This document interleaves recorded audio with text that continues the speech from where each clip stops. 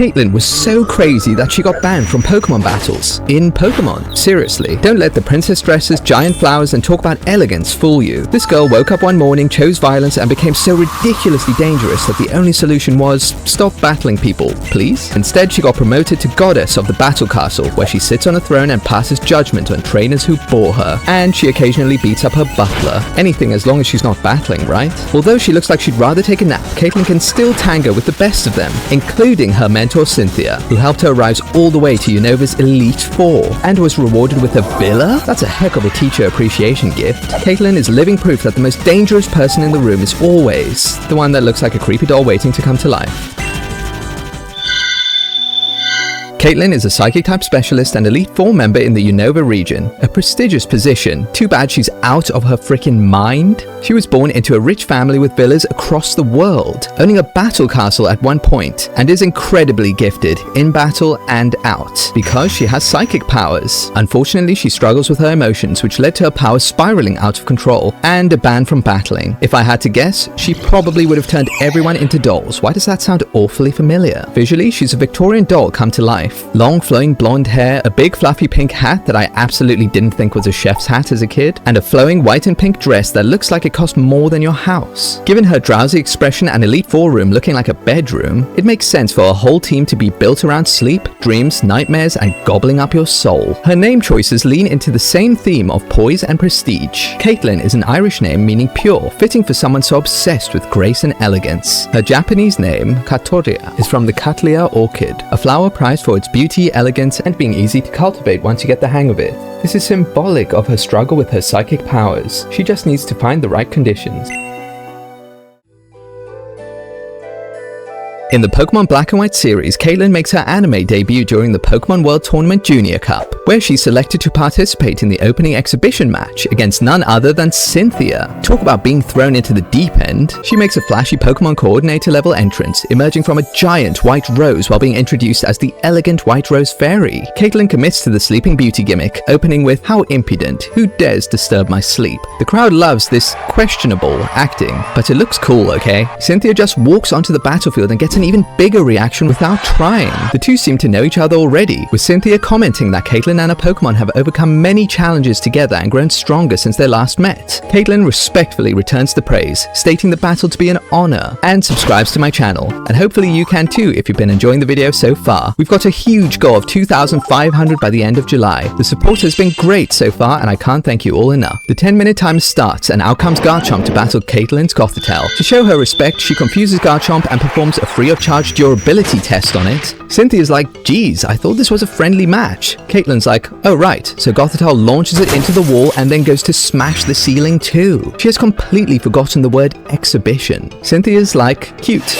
and returns the favor with a Dragon Rush to deck Gothitelle, who can barely stand up after. Cynthia compliments Caitlyn's calmness, and Caitlyn replies that she used to let the pressure get to her during battle, but she has matured as a trainer. Internally, she admits her heart is actually pounding like a pair of bongos. But come on, whose heart wouldn't be pounding while standing in front of Cynthia, battle or not? Draco Meteor and Thunderbolt collide to make fireworks because we transitioned to a Pokemon contest or something along the way. They have a little brick break fist bump, and that's time? 10 minutes already? I would say I wish they put the full battle on screen, but winning never felt like the point. It was more like Cynthia testing Caitlyn's strength, while Caitlyn was trying to display her skills and growth, proving that she belonged on the same battlefield. Cynthia is impressed, and Caitlyn says this is just the beginning. Actually, it's the end, because Caitlyn doesn't do anything for the rest of the series. It's actually criminal to have this much hype and unanswered questions to never have the character return again. Luckily, the game's filled some gaps.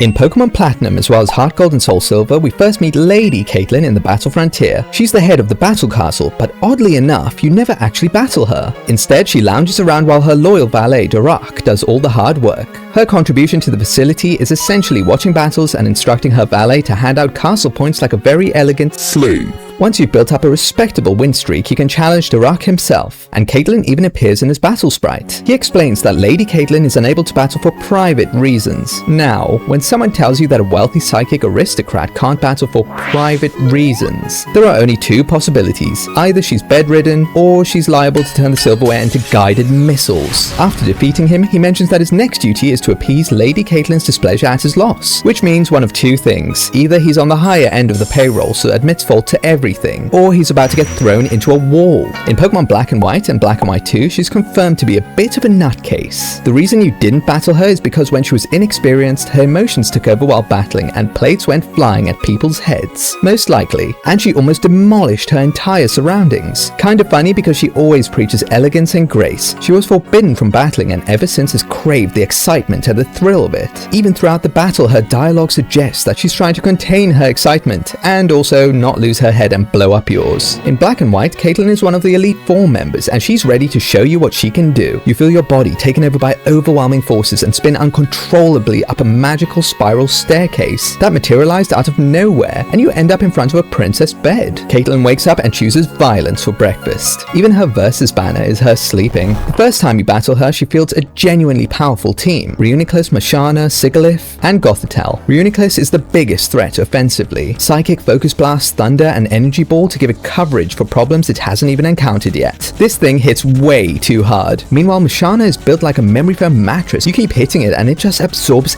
everything, and then puts you to sleep. Sigalith provides consistent speed and offensive pressure, while Gothitelle serves as her ace and fights like it already knows how the battle ends, and has decided to make the journey as unpleasant as possible. Her team seems perfectly tuned for this stage of the game. After obtaining the National Pokedex, you can rematch her where all of her Pokemon levels are in the 70s. She adds a Bronzong and a new ace, Metagross, which I absolutely hate because that's Steven's ace. They're both full offense, which doesn't really work with Bronzong's mediocre attacking stats, but for sure works with Metagross's disgustingly high physical attack. The most annoying thing is her Mashana, who just puts you to sleep with a 200% accurate hypnosis and spams Dream Eater, which will put you to sleep in real life because of how lame and boring this strategy is. If you have a dark type, it can't touch you, so do the responsible thing and end her. In Black and White 2, when you enter her, I guess, bedroom, you make your way up the magical staircase and at the top you'll find a giant flower. She breaks out of it much like in the anime and prepares to throw hands. One of Black and White 2's best features is the option to adjust the game difficulty, which was too good to be true, so they got rid of it. In normal and easy mode, her team composition remains mostly the same as Black and White, but Reuniclus now has Recover, making it significantly more annoying. And Gothitelle can set up Calm Mind and quickly spiral out of control. Mashana is going to be doing the same BS as the Black and White rematch, put you to sleep with Yawn and suck you bone dry. For the rematch, nothing really stands out except the high levels and the additions of Gallade and Metagross. At this point in the game, your Pokemon will be fully evolved and properly trained. Challenge mode, however, is a completely different beast, equipping items to all of her Pokemon as well as a big level increase. Zoom Lens Mashana so it will miss Hypnosis even less, even though it never misses anyway. Expert Belt Sigalith. Leftovers Reuniclus to make life harder for those playing with animations on. And Wise Glasses Gothitelle to really put on the pain. Oh, and don't forget the addition of her freaking Life Orb Metagross. This thing hurts. This battle is a serious challenge on challenge mode, but it is fair. In the challenge mode rematch, her levels are ridiculous, her entire team pushing into the 80s, and Sigalith being swapped with Alakazam, which fits her perfectly, and suddenly the whole team starts feeling like a spiritual successor to Sabrina's. Most of her Pokemon are designed to crash and bash into you without giving you an opportunity to breathe. The best way to battle her is head on and hope for the best, or use the Rook and watch an entire team of monkeys repeatedly attack an illusion. Ah, one of life's greatest pleasures. Except for Metagross. Let's look at Caitlin outside of battling. Castles, princess beds, giant flowers. It doesn't take a genius to realize she's a rich girl with villas all over the world. She owns enough real estate to make her own region. One of her villas are in Undella Town, which she lends to Cynthia, and the lovely ladies of Unova sometimes hang out there too. It's implied that Caitlin and Cynthia have known each other for a very long time. Caitlin openly admits that she could never defeat Cynthia, no matter how hard she tried. Considering this is the same girl who went haywire with her psychic powers whenever she lost her composure, that's probably the healthiest thing that's ever happened to her. Having a mentor figure, idol, patient friend, and it's the Cynthia, these were all probably contributing factors to her being a now composed trainer. Caitlin also really shows a softer side of herself. You know, beneath all the psychotic behavior. When you chat with her in the villa, she welcomes you to any of her villas to visit and play, and she shows respect to Daruk for cleaning her villas and most likely understands the stress he's under. As she seems sane now, her off-screen craziness becomes a point of curiosity, which is nicely detailed in the manga. In the Pokemon Adventures manga, Platinum is observing and taking notes on each battle facility at the battle frontier. Luca calls her a sensible and true lady, to which a psychic, crazy if you push her buttons looking girl comes out. Luca's like, not you, and a Gallade comes out to slice off his Ekans. Little did it know that Luca has Ultra Instinct, but his clothes don't. They're like, damn, she's strong, and run off. Later, they go to challenge the Battle Castle and see Caitlin, who they think is the Frontier Brain. Platinum beats all those noob castle trainers and Caitlin's doing what she does best, sitting there watching and ordering Durak to hand out castle points, until it's time to battle the Frontier Brain. To their surprise, Durak steps up to accept the challenge, while Caitlin watches. During the back and forth battle with Durak and Platinum, Durak states that Caitlin has incredible battling skills, but for certain reasons she's not allowed to battle. I wonder why.